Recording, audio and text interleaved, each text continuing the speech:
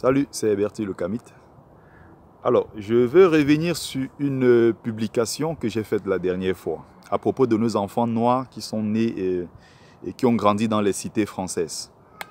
J'avais fait cette remarque-là en me baladant dans mon quartier. Il y avait beaucoup de jeunes noirs des cités qui s'ennuyaient parce qu'ils n'avaient pas d'activité. Beaucoup traînaient dans les centres commerciaux, d'autres dans les terrains de football.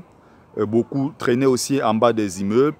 De l'autre côté, il y avait ceux qui se baladaient avec des scooters, qui faisaient un peu de bruit partout.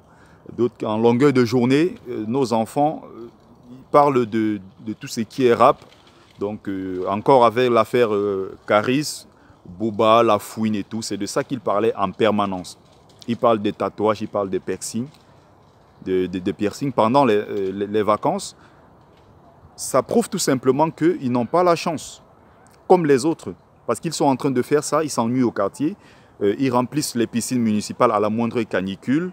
Ils sont nombreux qui se baladent un peu partout, qui font des bruits, parce qu'ils n'ont pas cette chance-là d'aller en vacances comme les enfants des autres. Je ne veux pas rentrer ici dans les détails, mais vous comprenez très bien de quoi je suis en train de parler.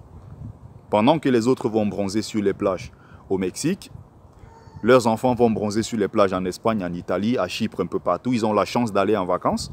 Nos enfants traînent un peu partout dans les cités. Ils n'ont pas d'activité, vraiment des activités instructives qui puissent les occuper pendant ce temps-là.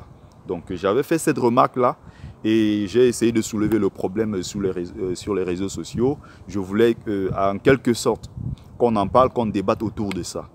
Et ce que j'ai eu comme réponse ici, grosso modo, de la part des parents africains, ils me disent quoi? Je vais dire ici, femmes comme hommes. Hein. Qu'est-ce que j'ai comme retour? On me dit, de toute façon, j'en ai rien à foutre que mes enfants aillent en vacances. Je suis venu d'Afrique pour me chercher, donc je suis en aventure en France. Ce que j'ai envie de vous rappeler, c'est quoi? Vous êtes en France en aventure, vous êtes blédard, je suis d'accord. Mais n'oubliez pas un détail qui est important, vos enfants ne sont pas blédards. Bien qu'ils soient africains, ils sont nés et ils ont grandi en France. Donc les problèmes qu'ils ont sont des problèmes des enfants nés en France. Rien à voir avec l'Afrique. Ils ont ce complexe-là parfois, s'ils ne vont pas en vacances. Je vais encore parler ici du cas d'un petit de mon quartier. Bon, au départ, je les embêtais un peu avec ça de temps en temps quand je passais. J'avais envie de discuter avec eux, leur parler de l'Afrique surtout, du panafricanisme, tout ce qui tourne autour de l'histoire de la culture africaine, pour qu'ils puissent quand même apprendre quelque chose, parce qu'ils sont africains avant d'être français. Alors, ces enfants-là n'étaient pas du tout contents au début. Il y a beaucoup par la suite qui ont pris goût. Et parce qu'avant, quand je venais, ils me disaient « Ouh là là, c'est encore le blédard là qui vient avec son truc d'Afrique, il nous saoule un peu. » Et au fil du temps, ils ont pris goût.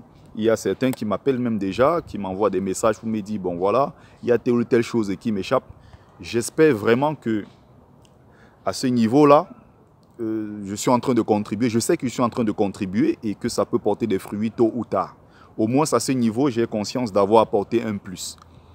Maintenant, je reviens sur les questions, sur les réponses en fait de ces parents-là qui me disent, n'oubliez pas une chose. Quand vous dites que vous êtes en aventure en France, ça me fait rigoler. Parce que la majeure partie de votre temps, vous le passez en France et non ailleurs. Vous le passez en Europe, en Occident en général, et non sur place en Afrique. Donc, il ne faut pas oublier ce détail-là. Vos enfants sont nés, vous avez déjà pris des femmes ici, vous avez vos enfants ici. Donc, désormais, votre vie, c'est en Europe. Ne nous trompons pas, ils sont très peu nombreux, capables de laisser tout ce qu'ils ont commencé à construire en Europe pour rentrer en Afrique. C'est très, très compliqué à ce niveau-là. Je profite ici pour répondre à ceux-là, sans m'attaquer à qui que ce soit, parce que je sais, avec les femmes, si j'attaque ce dossier-là encore des allocations qui sont normalement réservées à ces enfants-là et qu'on l'utilise et qu'elles utilisent ça peut-être pour faire autre chose, elles vont encore revenir en disant oui, je discrimine les femmes, je suis un macho, je stigmatise les femmes. Non, non, je ne veux pas entrer dans ce débat. Parce qu'elles vont me dire d'ailleurs les allocations là, c'est même d'abord combien. Alors, d'autres ici disent l'Afrique est très très éloignée. J'ai du mal à comprendre. Rarement vous échouez à vos tontines. Vous faites tout pendant l'année quand vous bossez, pendant le mois, pour pouvoir cotiser.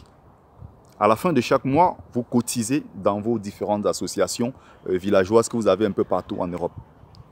Vous cotisez, mais quand il s'agit des vacances, il s'agit de l'épanouissement de vos enfants, vous dites de toute façon, vous n'en avez rien à foutre parce que vous êtes blédard, tantôt parce que l'Afrique est éloignée. Je pense que c'est un prétexte qui n'a pas du tout sa place. Vos enfants sont nés, ils ont grandi ici, ils ont le droit aussi de s'épanouir comme les autres. Il y a des mairies, il y a certaines associations même bien sûr, qui accompagnent les parents africains dans ce sens-là, à donner aussi le sourire aux enfants africains pour qu'à la rentrée, parlant encore du cas de ce petit frère du quartier qui me disait, grand frère, à la rentrée, je ne sais pas quoi raconter à mes copains parce qu'en classe, j'aurais du mal à leur raconter une histoire que j'ai vécue pendant les vacances avec mes parents parce que je ne vais presque jamais en vacances. Ça, c'est assez touchant. Il faut penser à ça. Quelque part, ces enfants-là, ils ont besoin de ça. Moi, quand je remarque ça, quand je fais ce constat-là, ça me dérange. Donc, quand je parle ici, ce n'est pas juste pour critiquer, mais c'est en vue d'un changement, dans ce sens-là. Alors, autre prétexte. Je disais, vous n'échouez jamais à votre tontine.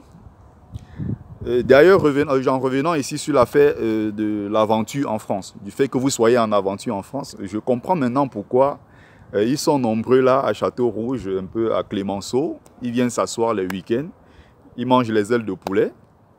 Je sais d'ailleurs parce que les ailes de poulet vous ont fait, ils passent le temps à manger les ailes de poulet et ils racontent comment ils ont des immeubles en Afrique.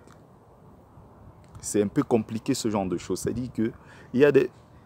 J'ai du mal à comprendre ça, que les gens trouvent des prétextes assez...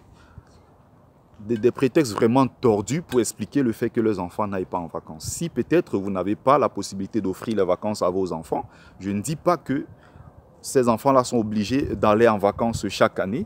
Et surtout, les vacances, ce n'est pas obligé qu'ils aillent en Afrique. Ils peuvent aller sur place en France, dans le sud. Beaucoup, ils passent leurs vacances. Au Portugal, à côté. D'autres vont même au Maroc, pourquoi pas. Passer les vacances dans les pays voisins, les pays frontaliers. On n'est pas obligé d'aller en Afrique, mais je pense que si vous vous mettez vraiment au travail, comme vous faites pour vos tontines, et vous vous dites quelque part, ok, je ferai un effort pour offrir les vacances à mes enfants sur place en Europe ou bien en Afrique, une fois tous les 2 ans. Je pense que c'est possible. J'ai entendu tout genre de prétextes. D'autres disent comment, de toute façon, on n'a pas de très bon boulot, donc on ne gagne pas très bien nos vies. Ça fait qu'on ne peut pas offrir les vacances à nos enfants. C'est à cause des Blancs, parce que cette victimisation-là, à un moment, c'est de trop. Tout, il faut ramener ça aux Blancs. Il faut toujours être en train de renvoyer la faute aux Blancs en disant ce sont les Blancs ici qui ne nous donnent pas de très bons boulots. Ça fait qu'on ne peut pas économiser au maximum pour offrir des vacances à nos enfants. Je pense que ce genre de prétexte-là, il faut un peu arrêter avec ça. La victimisation de trop, ça veut dire que c'est à l'excès. Il faut arrêter avec ça à un certain moment. J'ai entendu d'autres dire aussi, c'est parce qu'on fait beaucoup d'enfants. Du coup, quand on a 5, 6, 7 enfants dans la même maison, ce n'est pas du tout facile d'offrir les vacances à ces enfants-là. Je suis bien sûr d'accord que c'est compliqué, mais le fait qu'on soit en train de tirer sur ces femmes ou alors sur ces Africains parce qu'ils ont des familles nombreuses, je suis 100% contre ça. Je suis même plutôt pour qu'il y ait le Black Love et qu'il y ait davantage d'enfants noirs nés en Occident. Il faut même plutôt pousser, encourager nos femmes à faire 5, 6, 7, 8, voire même 10, pourquoi pas. C'est important. D'ailleurs, je suis en train de travailler une nouvelle vidéo à propos. Donc, c'était globalement ici pour revenir sur le sujet. Et tout ce que j'ai eu comme réponse pendant ce temps. Il y a d'autres aussi qui sont partis même jusqu'à dire que de toute façon, je passe mes vacances dans les plantations de maïs. En Afrique, quand j'allais en vacances, c'était plutôt dans les champs de manioc, de patates et autres. Donc ces enfants-là, ils n'ont qu'à se débrouiller. Ça fait mal d'entendre ça. Dit aussi que les vacances ne font pas partie de notre culture. C'est aller trop loin parce que bien sûr, il y a ceux chez nous qui aiment bien aller en vacances, ceux chez nous qui vont en vacances. Ça, il faut le respecter. Il ne faut pas penser que tout le monde n'aime pas les vacances ou alors que les vacances ne font pas partie de la culture africaine. Donc, j'espère avoir contribué. Otez pas tous, c'était Bertie Le Kamit. N'oubliez pas de vous abonner sur ma chaîne YouTube. Vous tapez juste Bertie Le Kamit pour vous abonner.